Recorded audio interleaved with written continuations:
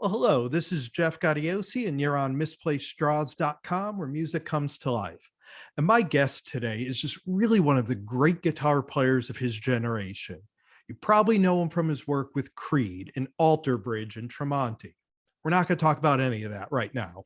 What we're here to talk about is something a little different, maybe even a little more important.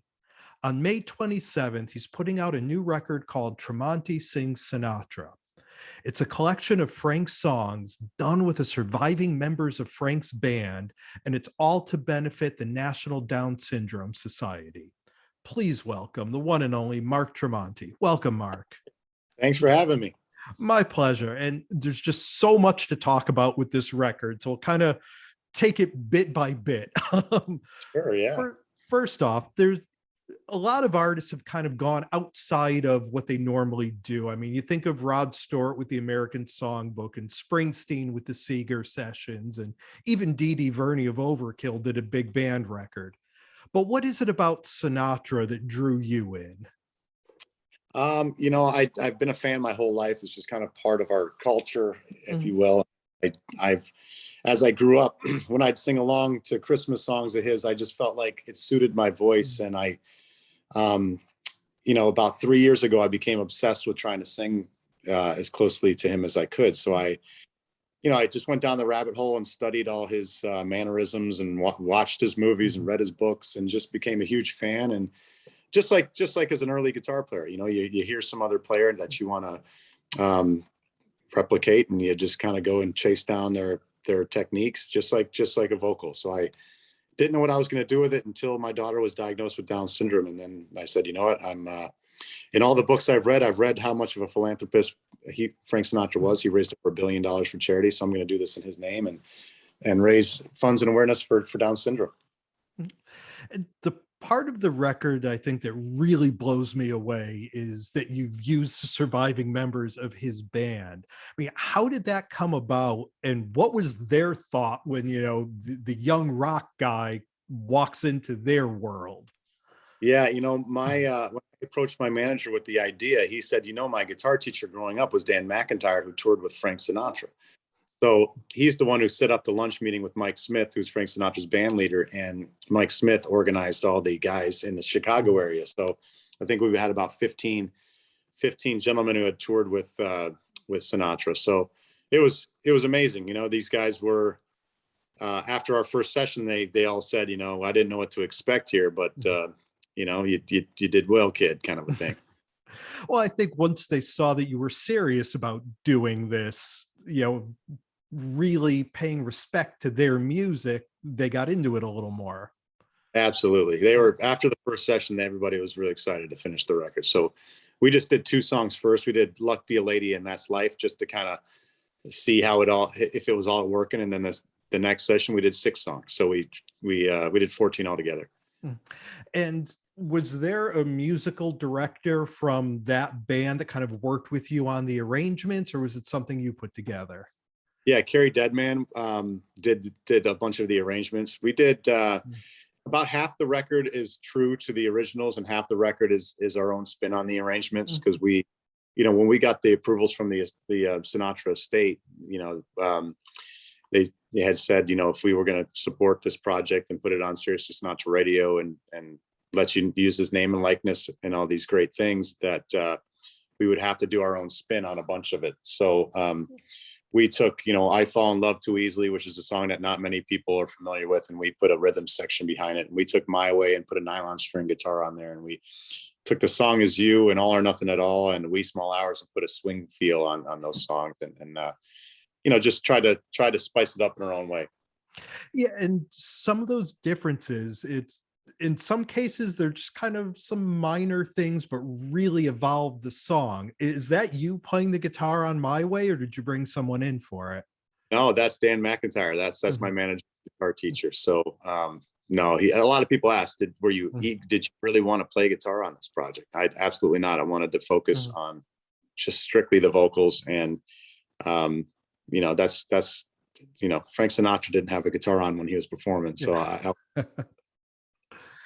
Yeah, and One other song that you mentioned, which is probably my favorite song on the record, and I always loved Frank's version, and I think just again the little swing that you add to "In the Wee Small Hours," just I loved it as soon as I heard it.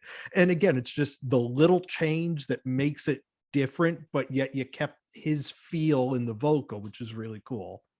Thank you very much. Yeah. And one of the most important parts of all of this, as you mentioned a little earlier, is the charitable tie-in with the National Down Syndrome Foundation. Talk a little bit about your involvement with that and exactly how they're benefiting from this record. Yeah. So we, when I decided to do this record, we just researched what the largest organization is that raises money for Down syndrome, and NDSS is the National Down Syndrome Society, and they've been around for many years, and they do such a great job. There's so many different things that they do for folks. Just having a daughter now with Down syndrome for 14 months, it's not something people should be afraid of. It's something that people just know that there's a responsibility, that there's different things that you have to be aware of. You have to take your child to speech therapies and physical therapies and occupational therapies. You have to make sure that as they grow older, that they're taught to be independent. And NDSS helps with job placement. There's all kinds of like, I'm going up to New York in September to do a buddy walk, which raises money for folks with Down syndrome, which is one of their big events. They have a gala. They have all these things need to be paid for. All these, a lot of it, for the most part, for me, the most helpful thing is the support system and the awareness. When you come to these events, you have such a wealth of information.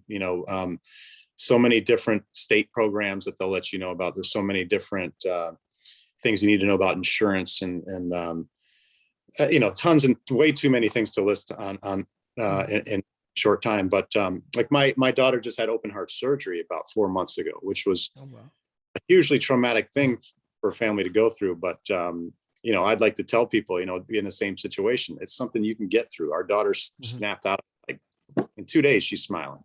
So I would hate to see. I love my daughter so much. I'd hate to see another family not be able to get the most benefit out of all the state programs, or find the right therapies, or find the right insurance, and all these things, because it's just it's something everybody has the right to get the best for their children. And another unique charitable tie-in with all of this is the Take a Chance for Charity group that I don't know, kind of gave birth maybe to this idea. We'll talk a little bit about that as well. Yeah. So the big picture thing, to Take a Chance for Charity, is something where I'm going to challenge anybody with a platform to do something that their fans would never see coming. Like a football player, singing a country song, or somebody painting a painting, doing a magic show, doing a song. It doesn't have to be music, and be whatever it is, but whatever it is, everybody has to have fun raising money for charity. It has to be something completely different than what they're known for. And I think this can spawn all kinds of cool new projects that nobody would have ever otherwise thought of. And I'm trying to diversify as much as I can initially. So I've got my buddy Larry the Cable Guy do a project. I've spoken with Chris Daughtry about doing a project, Lone Star, the country band, Edge, the wrestler. So I want to just diversify and not just do my rock friends, just try to get as many folks in different genres as possible. And one thing I will say too, for people watching this, if you're on the main misplacedstraws.com website, I'll have links to all of these charities, the National Down Syndrome Society, to Take a Chance for Charity. So this way people can people donate? I assume they can donate directly to the National Down Syndrome Society, but can they go on their websites, find more information on all of these? Yeah, the best way, I think, is just for now is to go to TremontiSingsSinatra.com, and that has the whole story of the Take a Chance for Charity, and how the instructions, and then the links to how you can take a chance for charity. And then it also has the the record and the merchandise. If you buy a record, every penny goes to NDSS. There's also a donate now button where you can just donate straight through that site, if you don't want any merchandise on there. But yeah, everything helps. Perfect. And we talked a little bit earlier that you didn't just pick Sinatra. You've been studying him and watching and reading. Was there a specific performance or an era of his work that really grabs you and you kind of modeled what you were doing on? Yeah, I love the, as an adult, you're familiar with My Way and New York, and My Kind, and all these more modern era Sinatra songs. But I fell in love with the early stuff. The Song Is You is one of my favorite songs. I saw a performance that he did in 1943 or 44 that, you see this young Frank Sinatra get on stage and he looks almost shy. And then when he starts singing, you're like, wow, that's it. That's why he was that's why he went straight to the top, and, some of those earlier performances are, it's just fascinating. His career is fascinating. Guys like me can say, all these musicians nowadays, we didn't have the internet. We had to go out and tour. We had to do this and that. Frank Sinatra could have said, all these kids nowadays, we didn't have microphones when I was young. It's a different era, and it's so fascinating learning about how he came up in the business. When Frank Sinatra first started out, the vocalists were not the leaders of a band. They were not the main attention grabbers in a band. It was the band leader. It was the trombone player or the trumpet player or the clarinet player. And then the singer would come in way deeper into the song. I think Frank Sinatra was the guy, along with Bing Crosby, that made that shift. There's great pictures of, I think it's either Harry James' band or Tommy Dorsey's, where, you have these iconic band leaders, but the entire crowd have all their eyes focused straight on Frank Sinatra and nothing else. So you saw this star in the making, and it's just really interesting to look back at those years. And now you sing with Tremonti, but crooning like this is very different. I mean, the melodies are so complex and the control you need in your voice throughout the song is very different from singing a rock or a metal song. How did you prepare yourself just physically for completely changing up your style of singing? I just dove in and practiced my, thousands of times singing these songs. So during COVID, my son was on 2 soccer teams, and the parents weren't allowed to get out of the cars to go watch. So I would sit in my car for 3 hours, 4 days a week, 5 days a week at soccer practice. And I would sit there with my laptop and I would just analyze these songs and how Frank Sinatra sang them, how he breathed, how he pronunciated, how he phrased. And I would take it line by line, verse by verse, and just keep building these songs out. And I've got detailed notes on how I look at the way he sings. And I just had so much. That's, like the COVID thing had its silver linings in it. A lot of people had a lot of family time. A lot of people got into different things. And I think that was the biggest one, other than having my daughter, was being able to dive into this project and really come into my own as a singer, because it's definitely a different approach that I ever had. And now his catalog spans decades. Do you see this as kind of a one-off, or do you see it as something you'll be returning to at various points in your career? I've already have a playlist of volume 2 on my iTunes account. So there's a lot of songs I left off of this. I wanted to do, there's so many great songs, and going forward, we plan on doing a lot of shows with this. I want to take this on the road, and we're already talking about putting shows together in September and December. And when we did our first performance Saturday night, and we played the entire 14 songs on the record, and it went by like that. It's just these aren't 6-minute epic rock. These are sometimes 2.5-minute songs. I've got The World on a String, I think, is 2 minutes and 20 seconds. So I want to add more and more songs to the set list. So, it'll be a great proving ground on stage to see which songs I'd want to ever record in the future, because I'd love to do volume 2 of this. And did you put a band together for this, or did you actually get to use some of Frank's guys, or a whole new group? Oh, in the live performance? On the live performances. Oh, it was 5 of the guys who performed on the record, and then the rest were local musicians.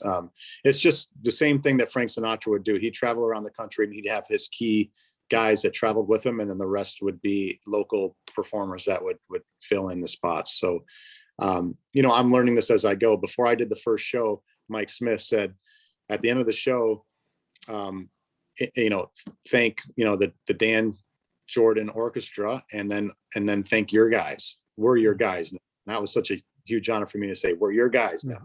So your guys were the guys wearing black shirts, the guys who are from Chicago from the session, and the Dan Jordan Orchestra were all wearing white shirts. He said Frank Sinatra, when he set it up that way, so when he was traveling around the world, he could look back and see where his guys were in the black shirts.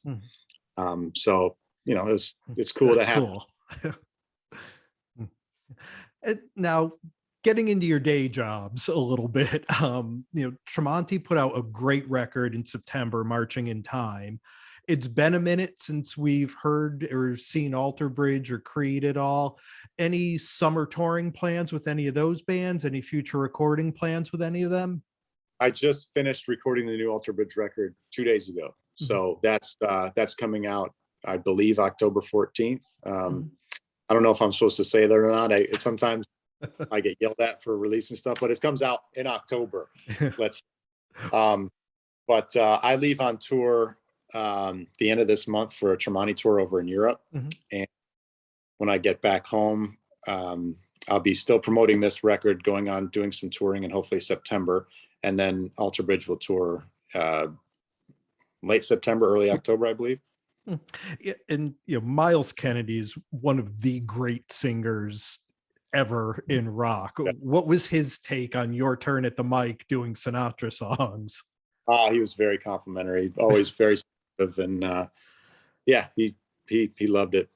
From I'd send him stuff right off the bat before it was recorded, even just the first recordings. But the good thing about this stuff is you can play something to somebody the first actual recording of it, because this isn't the type of music where you're editing and bouncing and doubling. It's all what you hear is what you get. This is one take. These guys are, what you hear on this record is the band playing from start to finish without any breaks. That's the magic what these guys can do. Well, we've been spending some time here with Mark Tremonti. The record is called Tremonti Sings Sinatra. It is out everywhere on May 27th. All proceeds go to the National Down Syndrome Society. Check out Take a Chance for Charity. We'll have the links to Mark's website so you can find out how to help out all of these charities. Mark, thank you so much. This is a fun record. It was great hearing you do it, and it's been amazing talking to you about it. Thank you so much. I appreciate you having me. And hopefully we can talk again soon when the new music from your other bands comes out. So absolutely. Thanks a lot, Mark. Man, bye-bye.